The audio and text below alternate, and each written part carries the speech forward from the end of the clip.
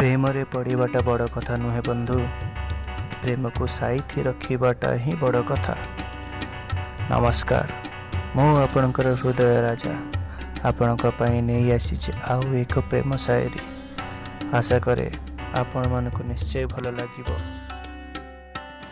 प्रेम रे पड़िले हृदय जले, सपने आसे से संज सकाळे।